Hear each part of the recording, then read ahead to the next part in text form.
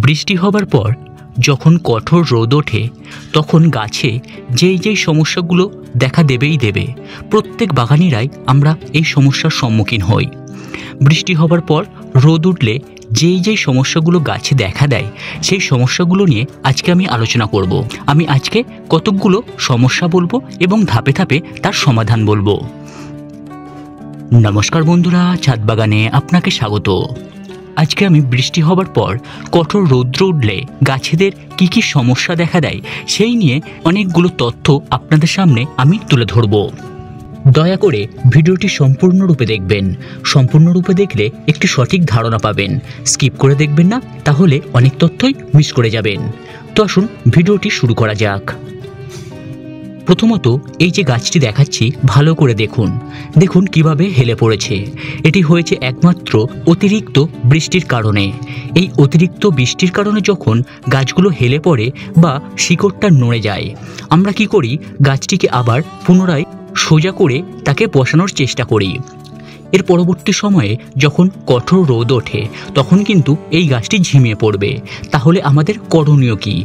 যে সমস্ত গাছ বৃষ্টির কারণে এইভাবে হেলে পড়ে বা শিকড়টা নড়ে যায় তাকে তৎক্ষণাৎ আমরা সোজা করে ঠিকঠাকভাবে গোড়াটাকে বসাবো না। তাহলে কি করব? তাহলে গোড়ায় সামান্য মাটি দিয়ে কিংবা মাটি যদি থেকেই থাকে গাছটিকে আর সোজা করার দরকার নেই।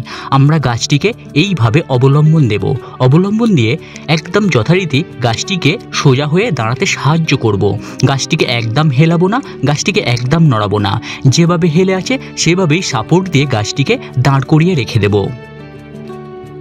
তাহলে কি গাছটি এইভাবেই থাকবে? না, গাছের মাটি যখন একদম শুকনো হয়ে যাবে, শিকড়ে যখন কোনো রকম ফাঙ্গাস থাকবে না, তখন আমরা গাছটিকে রিপোর্টিং করতে পারি। রিপোর্টিং করে যথাযথভাবে গাছের শিকড়ের ট্রিটমেন্ট করব এবং তাকে সোজা করে দাঁড় করিয়ে দেব। তাহলে তার আগে না, তার আগে করলেই কিন্তু রোদ উঠলে সেই গাছ ঝিমিয়ে যাবে, মারা যাবে। সে যত বড়ই গাছ হোক, যেরকমই গাছ হোক। তাহলে গাছ যখন হেলে যাবে তাকে তৎক্ষণাৎ সোজা করে দাঁড় করাবার প্রয়োজন নেই বা তাকে বেশি নাড়ানাড়ি করার প্রয়োজন নেই। এবারে বলি, এই যে গাছটি দেখছেন এতে দেখুন কত হলুদ হলুদ পাতা হয়ে গিয়েছে এবং নিচেও ঝরে পড়েছে। এই সমস্যাটা প্রত্যেক বাগানিরাই ফেস টু ফেস হন। এটার কারণ হলো অতিরিক্ত জলে ভেজা। দেখুন, অতিরিক্ত জলে ভিজে যখন দু একটা পাতা নিচের দিকে হলুদ হয়ে যাবে এটা স্বাভাবিক ব্যাপার। কিন্তু যাদের ড্রেনেজ সিস্টেম ঠিকঠাক নেই তখন দেখবেন যে গাছের অধিকাংশ পাতায় হলুদ হয়ে ঝরে যাচ্ছে। সেটি কিন্তু আপনাকে বুঝতে হবে যে গাছের ড্রেনেজ সিস্টেম ঠিকঠাক নেই। তখন আপনাকে করতে হবে কি, গাছের শিকড়ের যে মাটিটা হালকা আলগা করে দিতে হবে। আলগা করে দিলে কি হবে, অক্সিজেন এবং তাপ চলাচল করে মাটির ভিতরে মাটিটাকে আস্তে আস্তে শুকনো করে দেবে। আর পরবর্তী সময় যখন রোদ উঠবে তখন কিন্তু গাছটিকে আক্রান্ত করতে পারবে না, যার ফলে অতিরিক্ত গাছের পাতা হলুদও হবে না। তাই জন্য যাদের ড্রেনেজ সিস্টেম আছে তারা উপর দিক থেকে মাটিটা আলগা করে দেবেন। আর পরবর্তী সময়ে গাছের ড্রেনেজ সিস্টেমটা ঠিকঠাক করে নেবেন, যাতে পরবর্তী সময়ে আর কোনো রকম এই সমস্যায় পড়তে না হয়। এবার বলি সমস্ত গাছের জন্য। যে সমস্ত গাছকে এই টানা বর্ষার বৃষ্টির জলে ভেজালেন সেই সমস্ত গাছ দেখবেন খুব ভালো গ্রোথ এসে গেছে। সেই সমস্ত গাছে যখন দেখবেন কঠোর রৌদ্র পড়ছে তখন দেখবে কোনো গাছ ঝিমিয়ে যাচ্ছে। এর কারণটা কি? এর কারণটা হলো শিকড় দীর্ঘদিন ধরে ভিজে আছে এবং পচন শুরু হয়েছে এবং যখন অতিরিক্ত রোদ উঠছে তার অতিরিক্ত তাপটা সে শোষণ করছে। অতিরিক্ত তাপ যখন শোষণ করে এবং আগে থেকেই যখন ভিজে আছে শিকড়টি, তখন কি হয়, শিকড়টি আহত হতে শুরু করে। যখন ভিতরে রস আছে এবং উপর থেকে যখন তাপ শোষণ করছে তখন কি হয়, রান্না করা সিদ্ধ সবজির মতো হয়ে যায় শিকড়টি, যার ফলে গাছ দ্রুত গতিতে নষ্ট হয়ে যায়, শিকড় পচে যায় এবং গোটা গাছটি ঝিমিয়ে যাবে, দু একদিনের মধ্যেই মারা যাবে। তাহলে এই রকম পরিস্থিতি হলে বা এই ধরনের গাছ যারা দীর্ঘদিন ধরে বৃষ্টিতে ভিজেছে তাদেরকে কি করা উচিত? তাদেরকে বৃষ্টি থেমে গেলে মেঘলা যখন আকাশ আছে তাদের মাটিটা হালকাভাবে খুঁড়ে দিন। সেই সময় আর কোনো রকম ফাঙ্গিসাইডগুলো জল দেওয়ার প্রয়োজন নেই। কেন প্রয়োজন নেই? কারণ আগে থেকেই গোড়ার মাটিটা কি হয়েছে, পুরো ভিজে আছে। তাই জন্য গাছের মাটিটিকে আমি আলগা করে দিলাম, যাতে অক্সিজেন চলাচল করতে পারে এবং তাপ সরবরাহ করতে পারে। এর কারণে মাটিটি আস্তে আস্তে শুকনো হতে আরম্ভ করবে।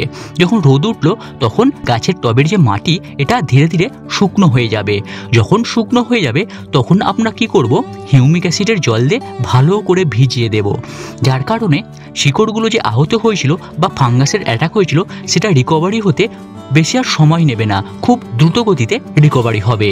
এরপরে আমরা কোনো একটি ফাঙ্গিসাইড যেটা গোড়ায় বা শিকড়কে উন্নত করবে সেই ধরনের আমরা ফাঙ্গিসাইড গোড়ায় দেবার ব্যবস্থা করব। এভাবেই যে সমস্ত গাছ বৃষ্টির জলে ভিজে আছে সেই সমস্ত গাছেদেরকে এইভাবে ট্রিটমেন্ট করতে হবে।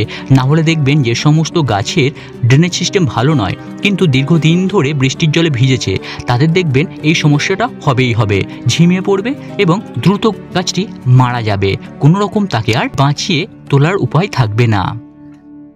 এবার একটি সমস্যা দেখাচ্ছি, ভালো করে দেখুন।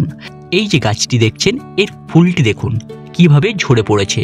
এর কারণ দেখবেন, এর কারণ হলো এই যে কুঁড়িগুলো আছে এই কুঁড়িগুলো পচে যাচ্ছে, পচে গিয়ে এবং ফুলটি যখন ধরছে সেই ফুলটিও পচে যাচ্ছে এবং গাছের থেকে ঝরে পড়ছে। দেখুন এই একটি ফুল দেখাচ্ছি, এটি একটি গন্ধরাজ গাছ, এটি একটি রাজটগর গাছ। দুটি গাছেই দেখুন এই সমস্যার সৃষ্টি হয়েছে। রাজটগর, গন্ধরাজ, জবা এই ধরনের গাছে কিন্তু এই সমস্যা দেখা দেয়। তাহলে এই রকম পরিস্থিতি হয়েছে একমাত্র অতিরিক্ত বৃষ্টির কারণে ফাঙ্গাসের অ্যাটাক ঘটেছে এবং পচে যাচ্ছে ফুল ফলের গোড়াগুলো। এই সমস্যা হলে আপনারা সমাধান করবেন কিভাবে? একদম সহজ সমাধানের কি করবেন, কপার বেসড যে কোনো ফাঙ্গিসাইড, আমি ব্রাইটক্স ইউজ করি। ব্রাইটক্স একটি কন্ট্যাক্ট ফাঙ্গিসাইড। আপনারা সেই ফাঙ্গিসাইড 1 থেকে 2 গ্রাম 1 লিটার জলে গুলে ভালো করে স্প্রে করে দেবেন। আমি খানিকক্ষণ আগেই স্প্রে করেছি, হয়তো বুঝতে পারছেন। এই যে স্প্রে করলেন আর 1 সপ্তাহ পরে আরেকবার স্প্রে করবেন, দেখবেন এই যে ফুলের মোটাগুলো পচে গিয়ে ঝরে যাচ্ছে এই সমস্যা থেকে আপনি মুক্তি পাবেন। তাহলে বন্ধুরা, বৃষ্টির পরে রোদ উঠলে গাছে নানান সমস্যা হয়, কিন্তু তার সমাধানের পথ আমি বলে দিলাম খুব সহজ টিপস দিয়ে। এই টিপসগুলো মানুন, দেখবেন আপনার ছাদ বাগানে কোনো রকম আর সমস্যা হবে না। বৃষ্টির জলও গাছ পছন্দ করে এবং রোদও গাছের জন্য প্রয়োজন, তাই জন্য দুটোকেই সামঞ্জস্যভাবে গাছে দেওয়া প্রয়োজন। এর জন্য কিন্তু গাছের মৃত্যু হওয়া কিন্তু একদমই কাম্য নয়। তাই জন্য আমি যে সমস্ত উপায়গুলো বললাম আপনারা এই সমস্ত উপায়গুলো একটু অবলম্বন করুন। তাহলে এখানেই ভিডিওটি শেষ করছি। আবারও অন্য কোনো ভিডিওতে অন্য কোনো টপিক নিয়ে আপনাদের সামনে আলোচনা হবে। আপাতত একটি কথাই বলবো, এই ভিডিওটি যদি আপনার ভালো লেগে থাকে তাহলে অবশ্যই লাইক করবেন, একটি কমেন্ট করবেন এবং ছাদবাগানি বন্ধুদের সাথে অবশ্যই শেয়ার করতে ভুলবেন না। আর শেষমেশ একটি রিকোয়েস্ট, আপনারা ভিডিও দেখছেন কিন্তু লাইক করছেন না, কমেন্ট করছেন না এবং সাবস্ক্রাইব না করে চলে যাচ্ছেন। আমার ছোট্ট পরিবারে আপনাকে আমি আমন্ত্রণ জানাচ্ছি, দয়া করে যদি নতুন সদস্য হয়ে থাকেন আমার এই ছাদবাগান ইউটিউব চ্যানেলে তাহলে অবশ্যই করে একটি সাবস্ক্রাইব করে যাবেন। তাহলে দয়া করে ভিডিওটি ভালো লাগলে লাইক, কমেন্ট, শেয়ার এবং একটি সাবস্ক্রাইব। এতক্ষণ ধরে সময় নিয়ে আমার এই ভিডিওটি দেখার জন্য আপনাকে জানাই অসংখ্য ধন্যবাদ।